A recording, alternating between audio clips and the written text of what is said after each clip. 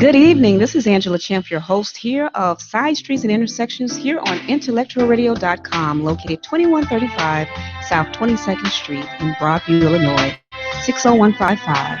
Before we get started, I want to remind you out there that if you're looking for an opportunity to host your own show here on IntellectualRadio.com, please call 708-223-8953 to explore an opportunity to connect with people from all over the world. Also, for our listeners, we are an iHeart radio station. So let's get down to business. I am so excited today. Here I have in the studio with me as a guest, Ayesha Tracy Brown. And the subject matter is women who have served their country. I want to extend a warm, heartfelt thanks to all of those, both men and women, who have served in all branches of service for this country here and around the world. So are you ready? Let's get down to business. Yes, I am, Miss Champ. So, Mrs. Ayesha, you joined ROTC when you were in high school. Am I not correct? Yes, I did. I did 4 years at Morgan Park High School. Okay. Yes. And that's located in Chicago? It's located in Chicago, 1744 West Pryor Avenue. Okay. And so after you joined ROTC, I assume that you fell in love with the military, and that helped you transition from reading your bio. You joined the United States Army January 21st of 1997. Yes, I graduated high school in 96. I got ready to join January 21st, 1997, straight out of high school. Okay, and it states here that you also remained in the National Guard for 14 years, and you finished your last year out in the reserves. Am I not correct? Yes, I did. Okay. Yes, I did. And you also, let's let the world know, and all our iHeart Radio listeners know, that you did receive an honorable discharge January 21st of 2012.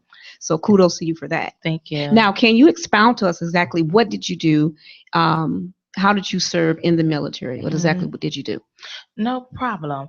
First off, my MOS was 63 Bravo, which is a light wheel vehicle mechanic / 63 Sierra recovery operator, which meant that not only did I work on trucks, I also recovered them. I told them as well. I was with a military police company, so I was support for them. So I still cross-trained and did military police stuff as well. And I also served in Operation Iraqi Enduring Freedom in 2003 when the war first broke out. Impressive. Thank you. So you are an entrepreneur, you are a hero to many, and to add to your list of accomplishments, you are my coworker. We do work at a place of employment where we've been there for several years, and she is my coworker. Yes. So I want to give kudos to that. So what I want to ask you, though, what is it like for a woman being in the military? Well, I can say this. I was the only female mechanic Okay. in my unit. So that was already a challenge because I had sergeants who felt as though, I shouldn't turn wrenches, that, you should just be a parts clerk. But I was determined to learn whatever I could to be a mechanic. And that was the first thing. And then also, most people look at you as though being a female mechanic that you should be masculine versus being feminine. I always try to keep some sort of femininity, but you still had to be a little bit masculine to play with the boys as well. And I wouldn't let anybody hold me back from what it was that I needed to learn and what I needed to do. You know, you have a lot of stereotypes.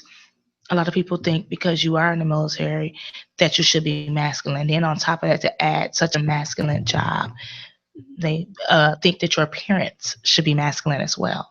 So let me ask you this. How did you deal with that discrimination? And were there times when just from the human component that you wanted to just give up? Yes. Man, plenty of times I was always challenged because I was around my male cohorts, and if you're a woman who is strong and you speak up, sometimes people deem to look at you as difficult. Oh, I think I know a little bit about that. Oh, yes, difficult. Mm-hmm. Or sometimes they even say you're crazy because you do speak up.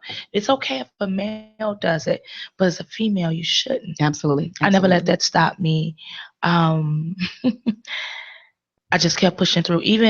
I will say this, even when I got hurt when I was in Iraq, those was the most challenging times.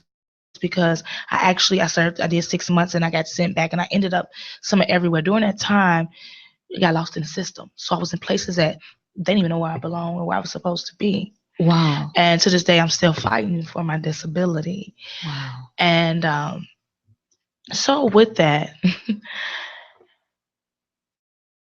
your other cohorts, your other soldiers, they deem you in the military, deem you as not a necessity for the military anymore. They really make you feel that way, like you're a broke down soldier because you can't do the things that you used to do. So it's very challenging. It's mentally, it's something. So, what is your advice to a young woman or a young man who's looking to go into any branch of the military, particularly in the United States Army Reserve? What would be, or the Army for that matter, what would be your advice to them? I will say this. I don't regret anything I did. Okay. The only difference in what I would tell someone is when you go in, make sure you get your education. That's the main thing. They're going to pay for your education. And when you get your education, do everything possible. Education is a big thing for them now versus when I first started. You can get promoted. Go ahead and become an officer. You don't Okay. have to deal with a lot of stuff you have to deal with being an enlisted soldier. And that's from the ranks of E1 on up to, I want to say E8. Okay, so for individuals who are laymen, we don't understand the Right. terminology, not having been in the military, can you expound Yes, on I what E1 can. and E8 is? You start off with a private, then you have private first class. Okay. Then you have a specialist or a corporal, which I ended up staying at corporal because you can't move up if anybody else doesn't move up. In the National Guard, there's no slots available. You stay right there Oh, wow. forever. Okay. And so at the corporal, then you have sergeant. Okay. I'm sure you're familiar with sergeant. Yes. Then you have a staff sergeant, Okay. a sergeant first class. Then you go into a master sergeant, and then the last one is first sergeant, and that means you're in charge of the whole. Before you get to the officer's rank, you're in charge of everyone. Wow. You're in charge of all your enlisted soldiers, so it's first sergeant on down to that. So let me ask you the question. How did you deal being away from your family? And what was the motivation initially for you? I mean, I understand you joined the ROTC, but were there other driving forces that catapulted you to say, hey, I'm going to serve my country? Oh yes, most definitely. Foremost, of course, it was education. I knew that I made a few mistakes in high school and I couldn't clear all that up at the end. So I knew that was my way of making sure that my education get paid for. So that was the first thing. Besides, come on, we live in Chicago. it's a Yes, lot yes, of yes. it's a lot of things that deter you and pull you in the wrong direction. So I wanted the discipline. I yearned for it, and I just wanted a better life than what I seen around me. Okay. So that was the main catapult for me. And to be honest, when I went in and I was in basic training, it was almost like a vacation to me. Wow. Be it because of some of the things that were happening at home and also the drill sergeants. I mean, I went in, I was one of the squad leaders. I've always had a voice, always been strong, and they tried to break me. And I remember them telling my mother, they was like, man, we tried to break her. The day before is when she was like, I'm tired now, whatever, because I was done. I finished all the way to the end. Good. To me, my mother was more of a drill sergeant than they were. Wow. So she prepared me for that, prepared me for life. Good, good. So what we're going to do, we're going to take a break right now, and we're going to come back with the wonderful Ayesha Tracy Brown here on IntellectualRadio.com from my show, Side Streets and Intersections. Thank you.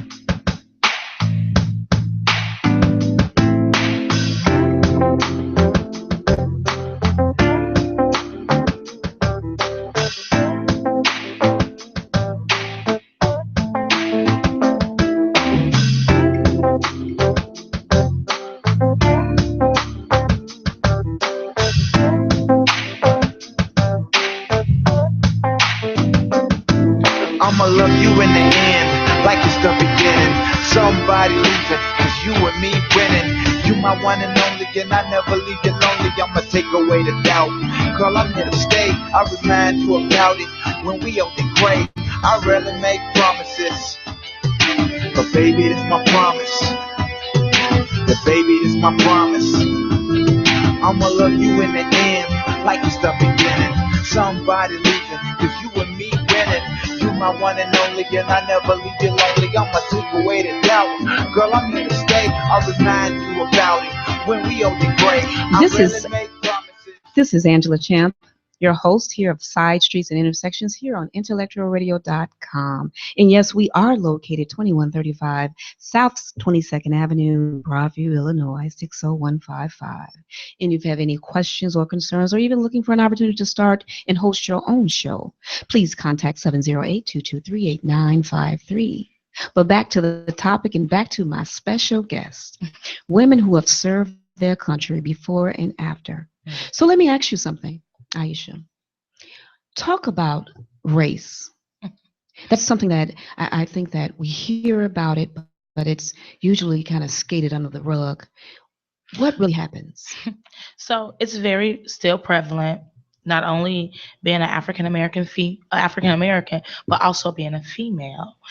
So as I said earlier, they deem you to be difficult anyway.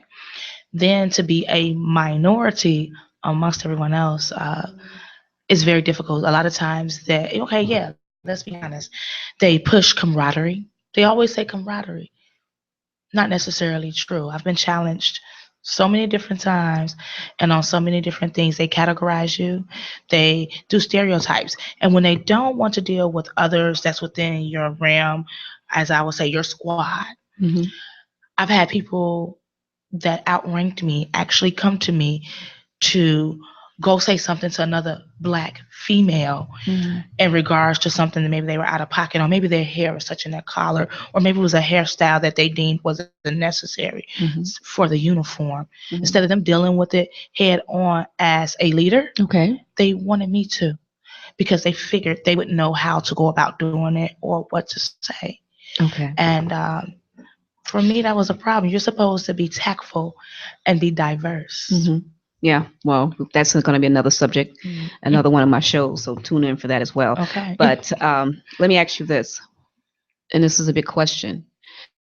With your experience, would you ever do it again?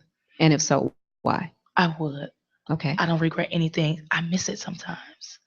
I miss it because even with that, I still got an opportunity and a chance to meet some great people and still to feel like I was a part of something and to know that I did serve my country, that I wasn't scared. I will never take that back. Wow, amazing. So let me ask you this. How have you been able to transfer those skills acquired in the military to civilian life? Because I'm sure there is a difference. And so let's talk about that. What's that about? I will say the military prepared me for everything there is. It has not, not to boast or anything, there's never been a job that I wanted that I never got. Because the training is tactful. It was very tactful, I will say, in the beginning. Now they beat into you school. But I had some of the best trainers, some of the best leaders. Man, one of my first sergeants, you're going to know who I'm talking about. She was one of the first black females here in Chicago, one of the first black females to be a first sergeant. And that was Cobbs. Wow.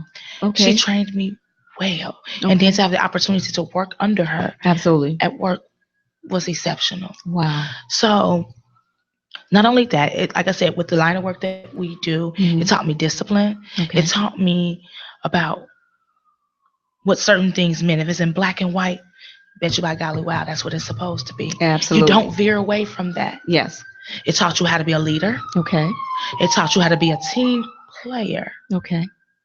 And just to have order. And for that, I am grateful. Wonderful, wonderful, wonderful. So, in moving on, kind of share with our iHeart Radio listeners here on IntellectualRadio.com and on Side Streets and Intersections, what are you currently doing? Because I know that you've recently graduated. Am I not correct? Yes, Okay. I recently graduated. In February, I graduated from Illinois Center for Broadcasting, which is now Illinois Media School. Okay. And I was Lady Brown of Brown Beauty Radio at WindyCityUnderground.com. Okay. And I'm getting into some stuff with that now with different areas. So I see some collaboration between you and I going on, huh? Very much so. Okay. Can't All right. wait. All Can't right. wait. Can't wait. Can't wait. And recently in March, I graduated from Makeup First Okay. School of Artistry. So I've been a MUA, a makeup artist, since 2011. I had my own business called Heavenly Hues. Okay. And now I just wanted to go get state certified and network more. And I landed a good job. I went to the career fair on, I want to say, Thursday. And I got hired no less than 25 minutes of going to the first table Oh wow. and it was going for broadcasting, but I got hired for makeup artist for TPN Network, Okay. where they do Joel Osteen, TD Jakes, and I did the makeup for Set on Friday. So, are you looking to stay with your current employer, or I don't want to put you on the spot? Okay, I don't want to put you on the spot, but do you have aspirations, as I'm sure you do, just based on everything that I've heard thus far? Very much so. I love to do makeup. That's artistry. I actually loved the theatrical part. I was shocked because I'm so used to doing natural beauty, but I fell in love with theatrical. If I can learn more with that and special effects, that's great. That's a passion. But if I had it my way, watch out. The next Barbara Walters I am. Well, I think you got some competition standing over here right now. So I think we're going to have to do this 50-50. Well, we can do something different. Absolutely. Sounds good. Sounds good.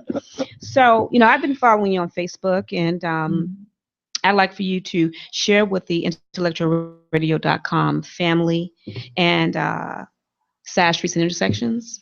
How do you help to add beauty to women? Oh, that's okay. That is such a good thing you asked. My thing is, and my motto is making sure that your outer beauty reflects your inner beauty. And I like to teach women the first things first is about skincare. Okay. Oh yeah, you can throw makeup on, but you have to realize what all needs to be done before you put that makeup on. So prepping. Prepping is a big thing, and a lot of people don't understand that. You want to. You trying to have breakouts or whatever it is, but you want to learn how to prevent it as well. Okay. So would you say that hydration is key? Very much so. Making sure you cleanse your skin and moisturize, especially at night before you go to bed. Okay. And you can moisturize again before you put your makeup on and primer.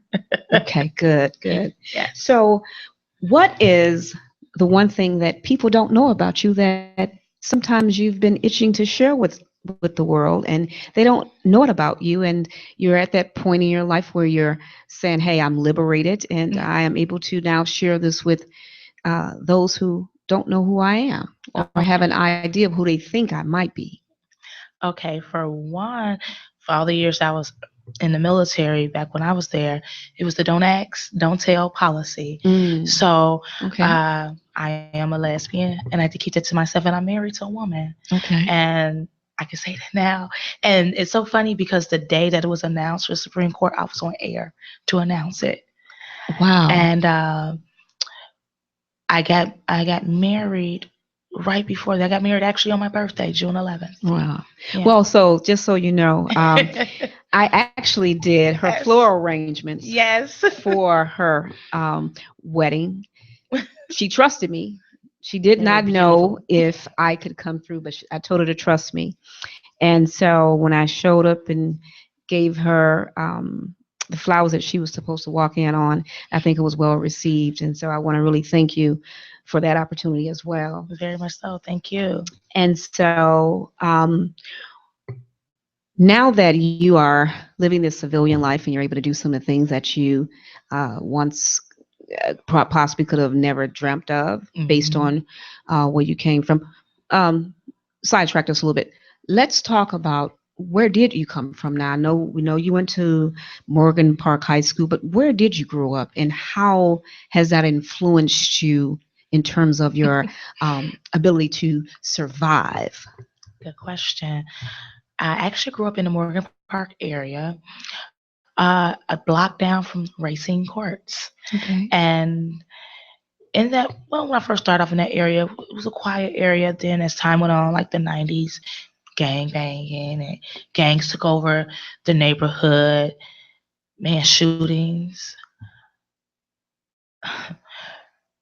People who were close to me who was killed right there on the sidewalk. My mother, like I said, my mother was very strong in making sure she kept us from it. My brother, he dealt with it, but he still tried to protect us. Okay. And I tried to stay focused on school. That was my main thing. School was my outlet. ROTC was my outlet. So of course, I knew I was going to go to the Army, but you had to be tough to grow up in those areas, Absolutely. in the neighborhood. So like I said, going to the military, what? Absolutely. Working where we work at. Yes. So Yeah. just for you listeners, if you're listening, I really wasn't going to expound on this, but I will. Um, both Ayesha and myself, we are correctional officers at the Department of Cook County Department of Corrections, located at 26 in California, located in Chicago. I have been employed going on 18 years. And Ayesha, you've been there how long? I just made 11 years. 11 April years. 4th. Congratulations. Thank you. And I can honestly say that um, being in the military did prepare you for an environment because it is a different world. And so let me ask you this. Prior to coming to the county, based on your military service,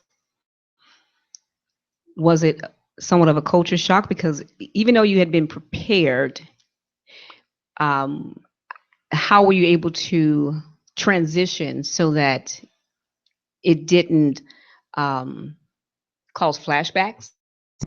Okay, for me, it's so ironic. Yes, I have to go back because my 21st birthday in 1999, I got hired with Illinois Department of Corrections. Okay.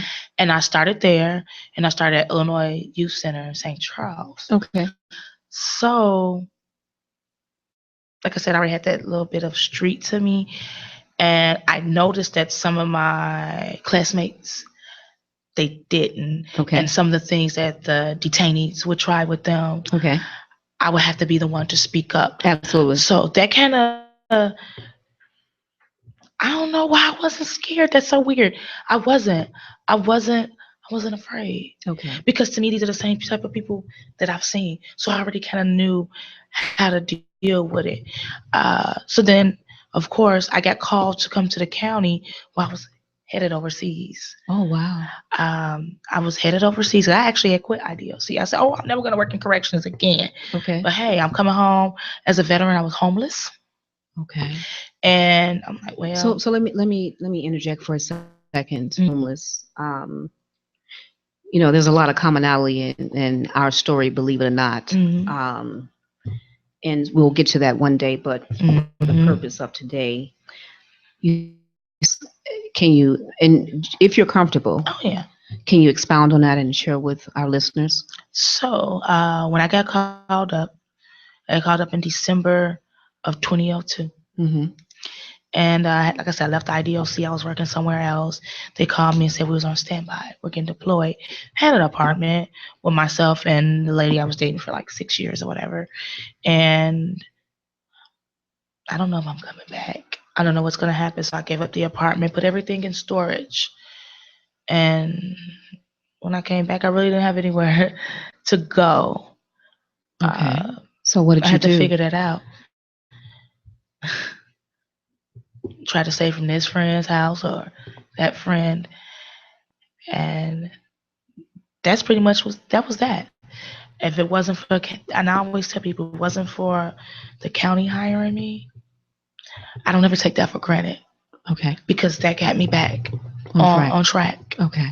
And where I need to be. Yeah. I mean, you literally, and it's probably more so now, you literally have people laying their head from pillow to pillow, house to house. Yes. And then let's talk about you're starting at a job that demands you to already have your equipment and your uniforms. What if I'm homeless with no job, with no money? How do you expect me to come up with this stuff? But through the grace of God, I was able to. Wow. Well, I knew that you were dynamic, and it's interesting. We were in training a couple of years ago, Yes. and like I said, I'd overheard that she was getting married, and also am an entrepreneur in my own right, Yes, and I'm pretty good at floral arrangements, very much and so. so I overheard her gift her to you. Yeah. I said, "Hey, let me make your floral arrangements." And so we went back and forth about the colors that she wanted. She was a very, very easy client. Thank you. And so I brought them to her. And so we've been friends since then. Mhm. And we're going to go to a break right now because this is wonderful. We don't want it to end. But I just want you all to stay tuned here for Side Streets and Intersections on IntellectualRadio.com, where our goal is to feed your brain.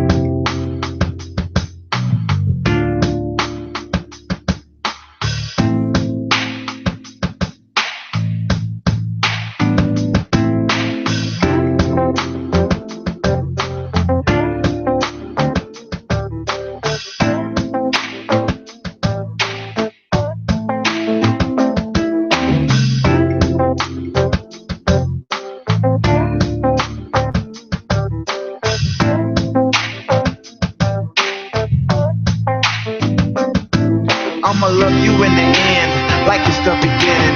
Somebody losing, cause you and me winning. You my one and only, and I never leave you lonely. I'ma take away the doubt. Girl, I'm here to stay. I remind you about it when we on the gray. I rarely make promises, but baby, this my promise. Yeah, baby, this my promise. I'ma love you in the end, like it's the beginning. Somebody losing, cause you and me winning. You my one and only, and I never leave you lonely. I'ma take away the doubt. Girl, I'm here to stay. I'll remind you about it when we on the break. I rarely make promises, but baby, this my promise. Yeah, baby, this my promise.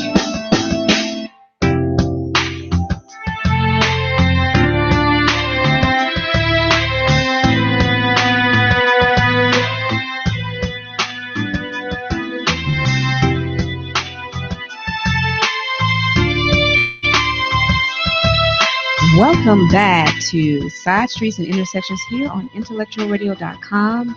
In the studio with me this evening is Ayesha, Tracy, Brown-Burge.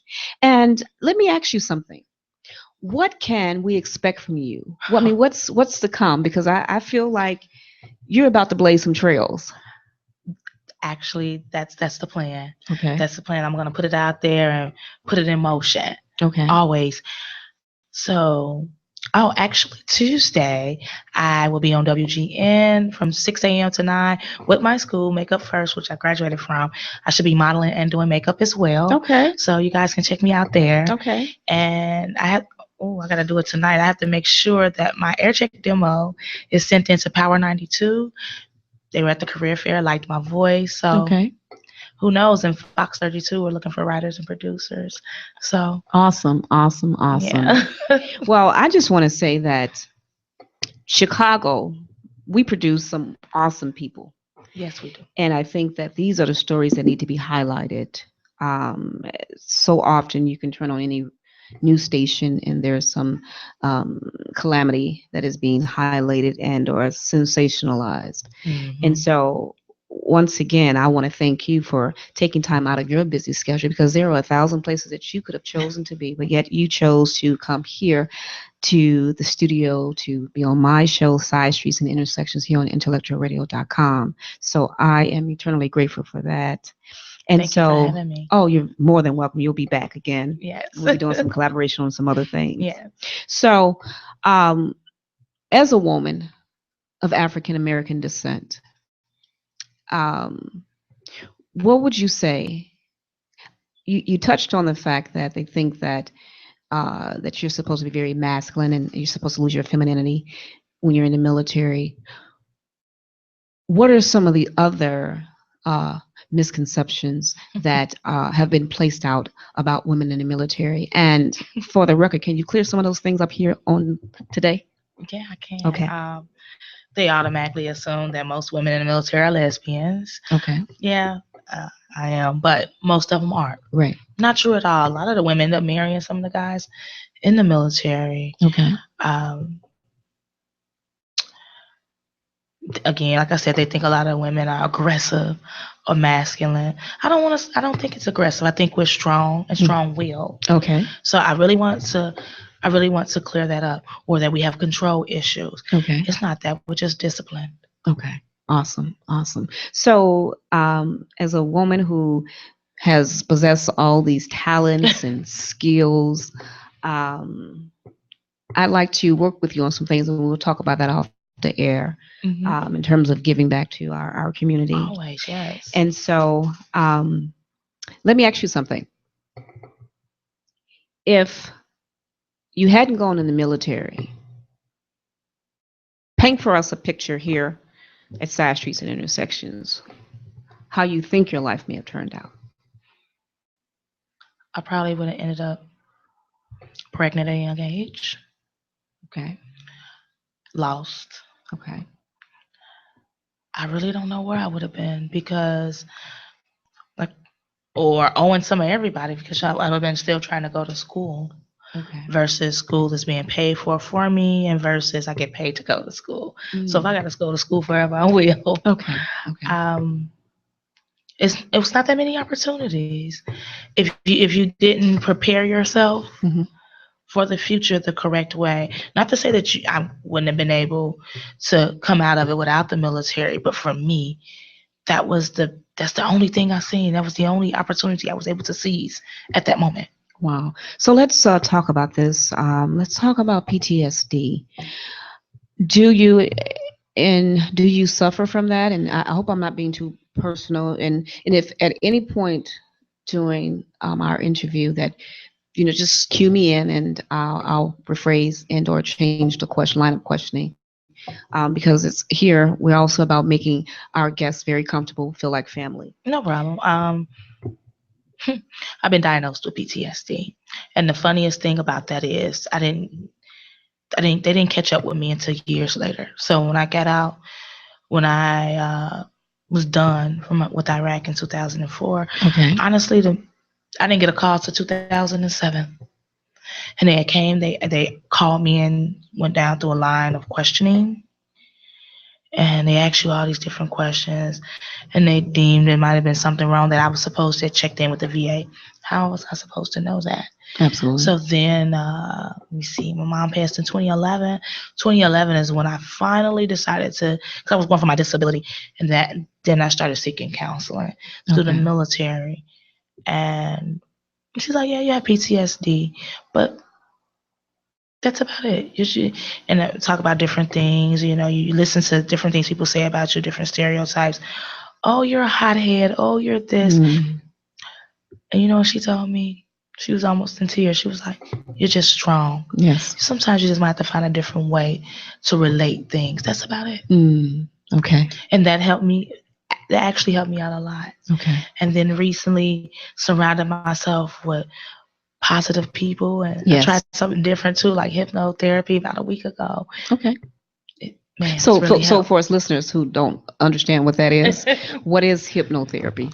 Hypnotherapy is where you're hypnotized. Doesn't necessarily mean you're asleep. Okay. And you have someone talking in the background, and they make recordings, and when it's all said and done, it's just to change your way of thinking, putting positive energy out there versus saying negative things.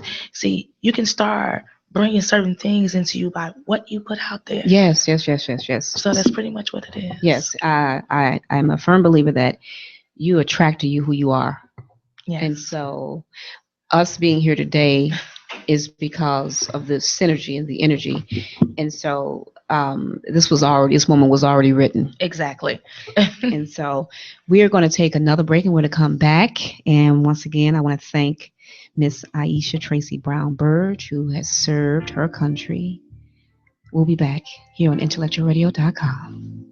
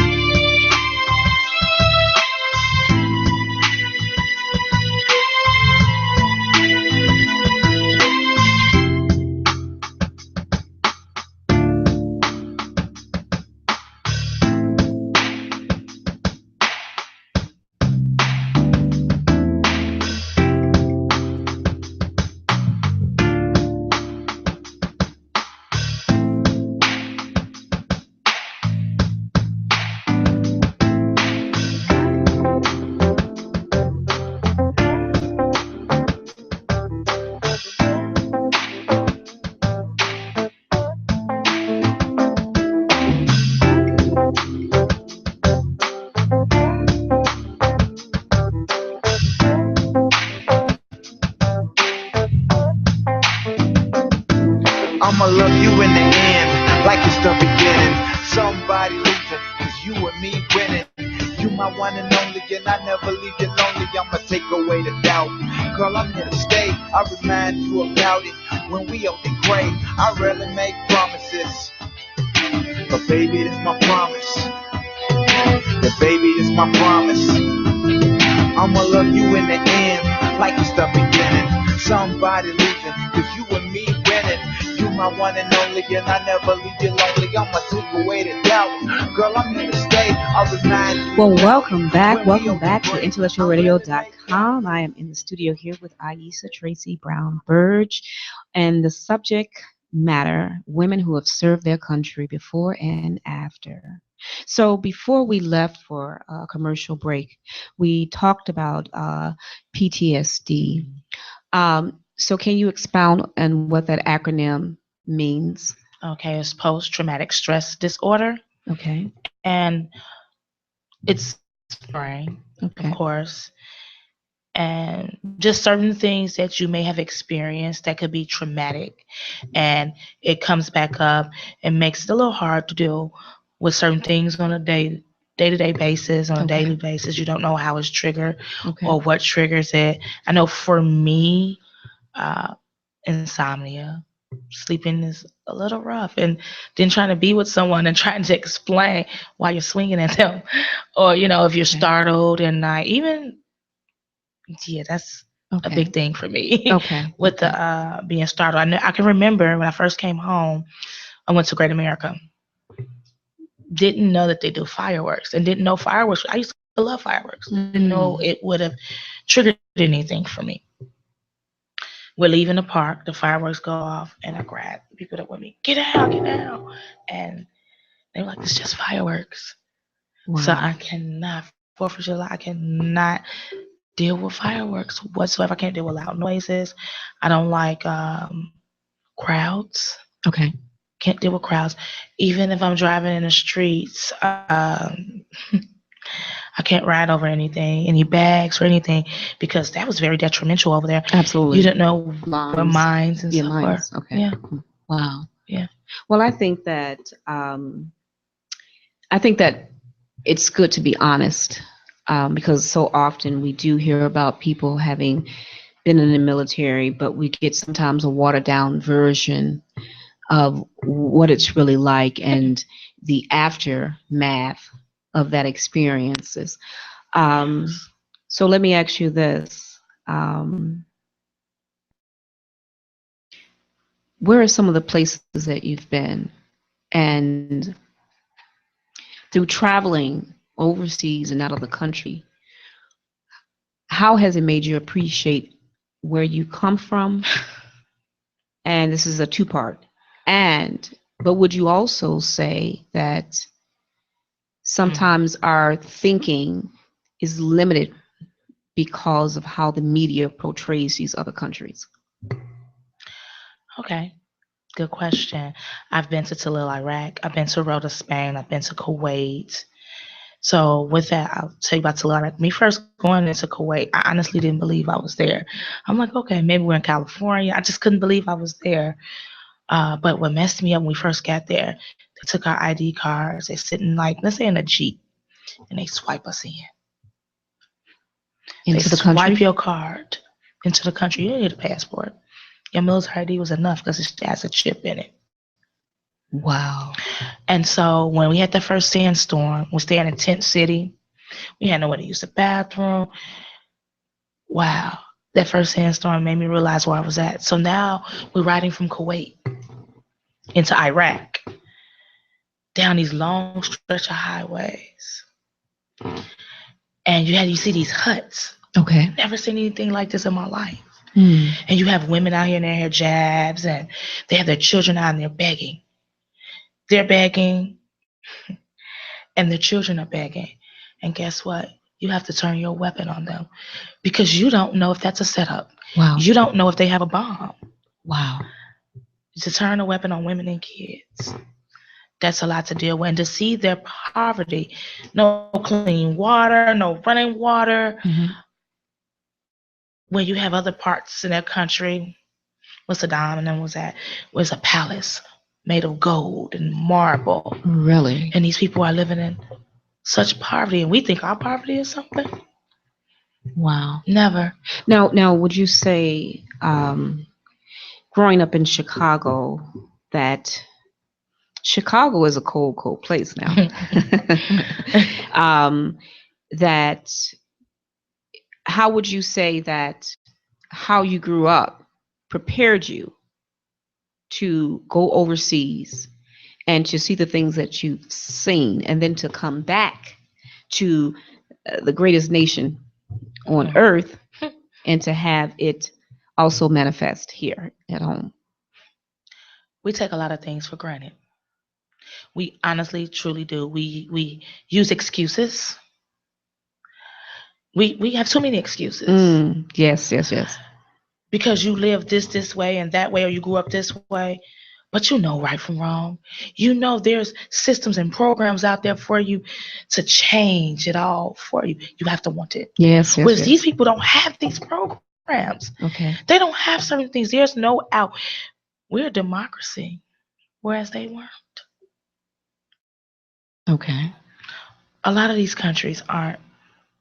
And it made me come back home and appreciate things a whole lot more, but it made my patience a little bit shorter. It made me patient in some aspects, but made me more impatient with us in so many other aspects. Now, when you say us, can you be a little bit more specific in terms of us? Our culture. Okay. African Americans. Okay. Our ancestors have fought for the opportunities, different opportunities for us to seek, and for us not to still utilize that and do something more. It's almost like a spit in the face to our ancestors and to some of us who did serve the country. I'll give you one right here, and this was a big topic for me, the whole Chirac thing. Okay. A lot of soldiers, that was a spit in our face, because how can you, and I understand the different points, I've heard everything you can hear about it, but still, you cannot compare Iraq to what's going on over in Chicago. Because here in Chicago, you can put the guns down and make the choice to better your community and better your culture. Okay. Whereas we're going over into a war blinded. Okay. Because some of us wanted education, or, we got thrown over there, but the president wasn't sending their children over there. All right. Wow. Do you see yourself, do you speak to the hearts and the voices for those who are not able to speak in terms of military personnel? Do you believe that it is that you've been given this task, and now it's just time for you to step into a role of advocacy with respect to women in the military or people in the military in general? Very much so. People in the military, but very much so women in the military. Okay. It's a lot of stuff you wouldn't believe. A lot of stuff. When you go over to a country and their main thing is to tell the women, and I won't forget this, make sure you be careful when you go to wash at night or go wherever, because female soldiers are being raped by their own soldiers. Wow. So someone does need to be a voice and put it out there. Oh, yes, it is great to serve your country, but you have to show the other downside in that as well, and the things that you have to go through and the adversities. Okay. So I don't know. It sounds like to me that there's a book in you somewhere. And I think that there are a lot of listeners and people that we've not come in contact yet, but we're working on that, that would love and that need to hear the intricacies of what it's like for a woman to serve her country and the adverse impact that serving one's country can have, because we do highlight all the positive things. You can go to school and you can learn this skill set, and then you can transfer it. But can you expound on individuals who have acquired these skill set and yet they have not been able to acquire education or employment, I should say, correct me, employment? Oh, yes, you do have a lot of people who, you have a lot of veterans who are employed. You have a lot of veterans who are homeless. I actually did a PSA on homeless veterans, and that's on YouTube as well. Okay. They even have fairs for veterans to try to get jobs, and a lot of times, you know, they tell you that you're put at the top of the list because you are a veteran. But let's face it, if the jobs aren't out here, they're not out here. We know a lot of jobs are based off who you know. A lot of jobs are political. So let me ask you this. Now I'm going to just kind of interject something in here a little bit. You've had the opportunity to travel to different countries and see different things. So would you say one of the biggest problems with women or that have served in the military, and once they come back to civilian life, that they go back to what was once comfortable and they are afraid to try something new? I don't think we're afraid to try anything new. Okay. I think we come back and want more. Okay. And want something different. Because you go to all these different countries, you are seeking something different when you come back. Okay. You really are. It makes it makes you push even harder. I will say this: you have women, and this PSA says that you have women who are homeless veterans as well. Of course, the percentage for men is higher because you have more males that serve in the military. But in this day and age, sometimes the women get hired a little faster than men. Right. Absolutely. They do. So you have a lot of women veterans who are doing very well in the job industry. Okay. And so I know that you touched on a lot of different things. You have a lot of talents that we've kind of explored today. Is there any one particular niche, anything that you say that if I could just integrate this into my life, this is what I want to do, this is where I'm going, and have you mapped out a strategy to get there?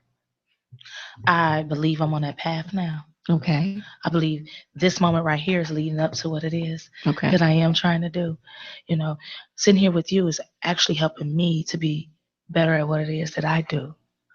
Thank you. I appreciate that. Thank you. Thank you so much.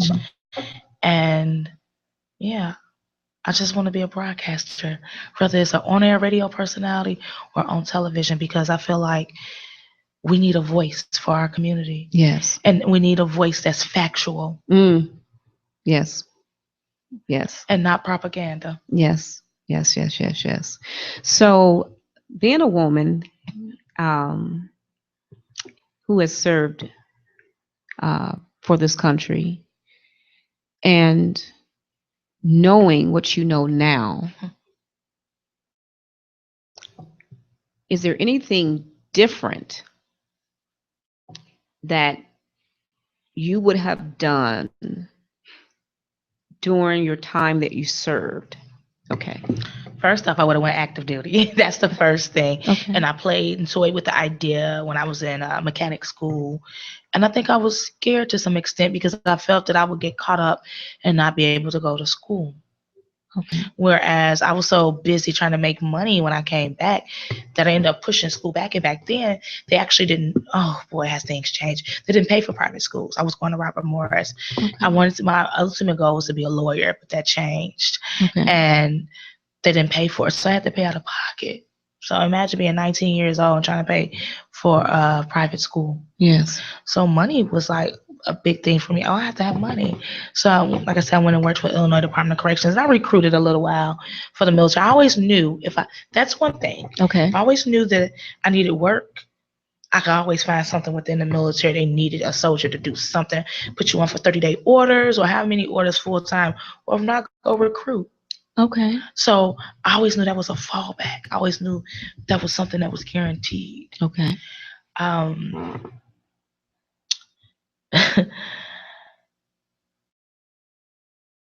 I would have actually not been scared and moved around and probably changed my MOS and did something different so that I could have been promoted and put myself out there more. Okay. So active duty and going higher in rank would have been something I would have done. But I have to tell myself everything happens for a reason. Okay. And I'm just led to believe that. So, once again, I just think that is just awesome. I think that, and let me just say this, I think that it started off as an interview, but it became more of a conversation that you and I are having. And so I am forever indebted and grateful to you for giving me the opportunity to interview you. I think that one of the major things that people in today's society is that we miss the opportunity to get to know people, and we get the opportunity to miss an opportunity because we are afraid to open our mouth and simply say hello. Yes. So we're going to wrap up the show, and I want to thank you once again, Miss Ayesha Tracy Brown-Burge, for serving your country and being a guest here on Side Streets and Intersections here on IntellectualRadio.com, where we feed your brain.